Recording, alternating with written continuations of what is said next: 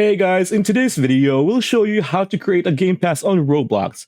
So to do this, you need to go to roblox.com, and here what you want to do is go click on create beside in between Marketplace and Roblox. So click like this, and here you will be brought to the Creator Hub dashboard. So what you want to do is go to creations, and then in creations, you're going to have your own default place. So click on that. And here, there should be something called associated items, but as you can see, there is none right now. I'm going to put a screenshot over here as a layout to see what you need to go.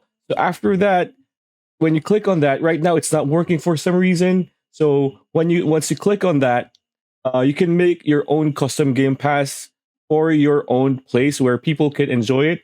And yeah, that's pretty much it. That's a video. Hope you liked it. Up until the next video. Bye.